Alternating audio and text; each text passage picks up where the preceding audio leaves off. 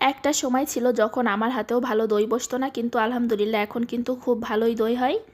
আমার মতো যারা আছেন তাদের হাতে এখনও ভালো দই বসতে চায় না, তারা অবশ্যই এই ভিডিওটি দেখুন আর দেখেই বাসায় বানিয়ে ফেলুন পারফেক্ট দই। আর এই বাসায় বানানো দইটা কিন্তু দোকানের থেকে অনেক বেশি মজার হয় খেতে। আজকের এই দইটা বানাতে কিন্তু আমার কোনো টক দই লাগবে না, বাজারে যে মিষ্টি দই পাওয়া যায় ওটা দিয়েই বানানো যাবে। দইটা বানানোর জন্য এখানে আমি মিষ্টি দই নিয়ে নিয়েছি। তো এটা কিন্তু কাপ দই, বাজারে 30 টাকা করে কিনতে পাওয়া যায়। তো ওইটাই আমি নিয়েছি। তো এখানে আমার পুরোটা লাগবে না, আমি হাফ মতো নিয়ে নিব। এই ছোটো একটা কাপ দিয়ে কিন্তু 2 থেকে 3 কেজি দুধের দই বানানো যাবে। তো এখানে আমি আজকে 1 কেজি দুধ নিয়েছি, এজন্য কিন্তু এই কাপের থেকে অর্ধেকটা পরিমাণে নিলাম। এই দইটা কিন্তু আমি আগে থেকে পানি ঝরিয়ে রেখেছি, তাহলে কিন্তু পরে যে দইটা বানাবো ওইটা থেকে পানি ছেড়ে দিবে না আর দইটা অনেক ভালো বসবে।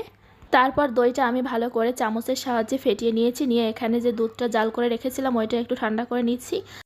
দুধটা কিন্তু উষ্ণ গরম হওয়ার পরে তারপরে বীজ দইটা এখানে মিশাতে হবে। তারপরে একটু ভালোভাবে মিশিয়ে নিতে হবে যাতে দইয়ের সাথে ভালোভাবে মিশে যায়। তারপরে মিশানোর পরে এখন আমি পাত্রে সবগুলো নিয়ে নিচ্ছি। তা আমি এই পাত্রেই কিন্তু দইগুলো বসাচ্ছি, আপনারা যে কোনো পাত্রেই ব্যবহার করতে পারেন। মাটির পাত্রে যে দইটা ছিল ওইটা কিন্তু খাওয়ার পরে আমি এটা ভালো করে ধুয়ে তারপরে রোদে শুকিয়ে নিয়েছি। তো এটাতেও আমি এখন দই বসাবো। তো মাটির পাত্রে কিন্তু দই বসালে অনেক ভালো হয়, আর এমনি কিন্তু প্লাস্টিক বলেন বা কড়ির পাত্রে সব কিছুতেই অনেক ভালো দই বসবে।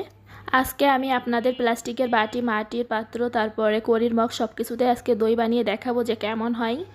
দুধগুলো সব পাত্রে ঢেলে দেওয়া হয়ে গিয়েছে। এখন আমি ওপর থেকে এরকম খাতার কাগজ দিয়ে দিব, তাহলে কিন্তু দইয়ের ভিতরে আর কোনো ময়লা পড়ার সম্ভাবনা থাকবে না। তারপর ওপর থেকে আমি একটা ঢাকনা দিয়ে দিলাম, দিয়ে এখন 2টা কাঁথা আর আমি নিচে কিন্তু জায়নামাজ দিয়েছি, ওইটা অনেকটা উল থাকে, অনেক গরম থাকবে এজন্য দিয়েছি। তা আপনাদের কাছে যা থাকবে সেইভাবে আপনারা দিয়ে নেবেন, তবে চেষ্টা করতে হবে একটু ভারী কিছুই দিতে, তাহলে কিন্তু গরমটা ভালোভাবে পাবে আর দইটা ভালোভাবে বসবে। তো এটা কিন্তু পরের দিন সকালবেলাতে আমি কিন্তু রাতের বেলা 9টার দিকে বসিয়েছিলাম। তো সকাল সকাল আমি 6টার দিকে এটা বের করে নিচ্ছিলাম। বেশিক্ষণ রাখা যাবে না, তাহলে কিন্তু আবার টক হয়ে যাবে। তা আপনারা 7 থেকে 8 ঘন্টার বেশি রাখতে যাবেন না। যদি বেশি বড় পাত্র হয় সে থেকে হয়তো বা 1 থেকে 2 ঘন্টা আবার বাড়িয়ে রাখতে পারেন। তবে এই পর্যায়ে যদি আপনারা দেখেন যে এখনও ভালোভাবে বসেনি, তখন আরও 1-2 ঘন্টা ঢেকে এইভাবে রেখে দিবেন। আপনারা তো দেখলেনই আমার দইটা কিন্তু মাশাআল্লাহ অনেক সুন্দর হয়েছে। তা আমি কিন্তু এখন ফ্রিজে রেখে দিচ্ছি। ফ্রিজে রাখার পরে কিন্তু আরও ভালোভাবে সেট হয়।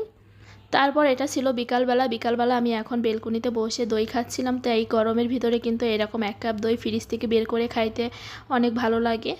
আর যেহেতু বাসায় বানানো, এতে কোনো ক্ষতি নাই, আপনারা বাচ্চাদেরকেও খাওয়াতে পারবেন। এইভাবে বাসায় বানালে কিন্তু অবশ্যই আপনাদের মতামত জানাতে ভুলবেন না।